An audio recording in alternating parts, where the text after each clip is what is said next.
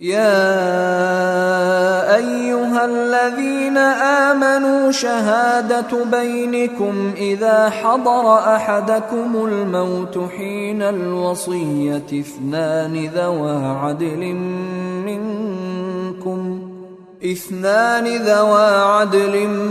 منكم أو آخران من غيركم إن أنتم ضربتم في الأرض فأصابتكم مصيبة الموت تحبسونهما من بعد الصلاة فيقسمان بالله إن ارتبتم لا نشتري به ثمنا ولو كان ذا قربى ولا نكتم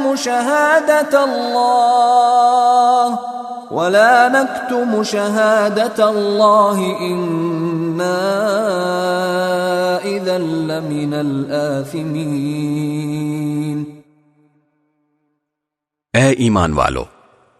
جب تم میں سے کوئی مرنے کے قریب ہو تو وصیت کرتے وقت آپس کے معاملات طے کرنے کے لیے گواہ بنانے کا طریقہ یہ ہے کہ تم میں سے دو دیانت دار آدمی ہوں جو تمہاری وصیت کے گواہ بنے، یا اگر تم زمین میں سفر کر رہے ہو اور وہیں تمہیں موت کی مصیبت پیش آ جائے تو غیر مسلموں میں سے دو شخص ہو جائیں۔ پھر اگر تمہیں کوئی شک پڑ جائے تو ان دو گواہوں کو نماز کے بعد روک سکتے ہو، اور وہ اللہ کی قسم کھا کر کہیں کہ ہم اس گواہی کے بدلے کوئی مالی فائدہ لینا نہیں چاہتے، چاہے معاملہ ہمارے کسی رشتہ دار ہی کا کیوں نہ ہو، اور اللہ نے ہم پر جس گواہی کی ذمہ داری ڈالی ہے اس کو ہم نہیں چھپائیں گے، ورنہ ہم گنہگاروں میں شمار ہوں گے۔ فَإِنْ عُثِرَ عَلَىٰ أَنَّهُمَا اسْتَحَقَّا إِثْمًا فَآخَرَانِ يَقُومَانِ مَقَامَهُمَا مِنَ الَّذِينَ اسْتَحَقَّ عَلَيْهِمُ الْأَوْلَيَانِ فيقسمان بالله لشهادتنا أحق من شهادتهما وما اعتدينا إنا إذا لمن الظالمين۔ پھر بعد میں اگر یہ پتہ چلے کہ انہوں نے جھوٹ بول کر اپنے اوپر گناہ کا بوجھ اٹھا لیا ہے تو ان لوگوں میں سے دو آدمی ان کی جگہ گواہی کے لیے کھڑے ہو جائیں جن کے خلاف ان پہلے دو آدمیوں نے گناہ اپنے سر لیا تھا، اور وہ اللہ کی قسم کھائیں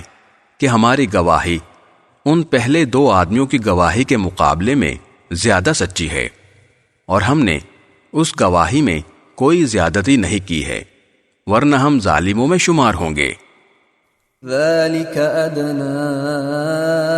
أن يأتوا بالشهادة على وجهها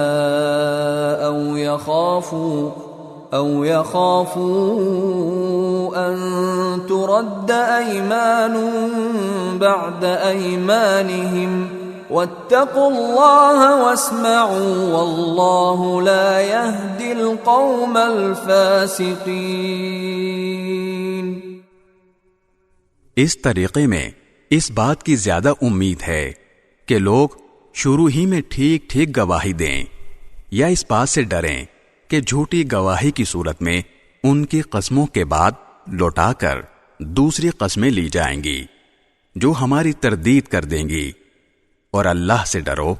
اور جو کچھ اس کی طرف سے کہا گیا ہے اسے قبول کرنے کی نیت سے سنو، اللہ نافرمانوں کو ہدایت نہیں دیتا۔ يوم يجمع الله الرسل فيقول ماذا أجبتم قالوا لا علم لنا إنك أنت علام الغيوب۔ وہ دن یاد کرو جب اللہ تمام رسولوں کو جمع کرے گا اور کہے گا کہ تمہیں کیا جواب دیا گیا تھا، وہ کہیں گے کہ ہمیں کچھ علم نہیں، پوشیدہ باتوں کا تمام تر علم تو آپ ہی کے پاس ہے۔ اذ قال اللہ یا عیسی ابن مریم اذکر نعمتی علیک وعلی والدتک اذ ایدتک بروح القدس تکلم الناس فی المہد وکہلا وَإِذْ عَلَّمْتُكَ الْكِتَابَ وَالْحِكْمَةَ وَالتَّوْرَاةَ وَالْإِنْجِيلَ وَإِذْ تَخْلُقُ مِنَ الطِّينِ كَهَيْئَةِ الطَّيْرِ بِإِذْنِي فَتَنفُخُ فِيهَا فَتَكُونُ طَيْرًا بِإِذْنِي وَتُبْرِئُ الْأَكْمَهَ وَالْأَبْرَصَ بِإِذْنِي وَإِذْ تُخْرِجُ الْمَوْتَى بِإِذْنِي وَإِذْ كَفَفْتُ بَنِي إِسْرَائِيلَ عَنكَ إِذْ جِئْتَهُم بِالْبَيِّنَاتِ فقال الذين كفروا منهم إن هذا إلا سحر مبين۔ یہ واقعہ اس دن ہوگا جب اللہ کہے گا، اے عیسیٰ ابن مریم، میرا انعام یاد کرو جو میں نے تم پر اور تمہاری والدہ پر کیا تھا، جب میں نے روح القدس کے ذریعے تمہاری مدد کی تھی۔ تم لوگوں سے گہوارے میں بھی بات کرتے تھے اور بڑی عمر میں بھی، اور جب میں نے تمہیں کتاب و حکمت اور تورات و انجیل کی تعلیم دی تھی، اور جب تم میرے حکم سے گارا لے کر اس سے پرندے کی جیسی شکل بناتے تھے، پھر اس میں پھونک مارتے تھے تو وہ میرے حکم سے سچ مچ کا پرندہ بن جاتا تھا، اور تم مادر ذات اندھے اور کوڑھی کو میرے حکم سے اچھا کر دیتے تھے، اور جب تم میرے حکم سے مردوں کو زندہ نکال کھڑا کرتے تھے، اور جب میں نے بنی اسرائیل کو اس وقت تم سے دور رکھا جب تم ان کے پاس کھلی نشانیاں لے کر آئے تھے، اور ان میں سے جو کافر تھے انہوں نے کہا تھا کہ یہ کھلے جادو کے سوا کچھ نہیں۔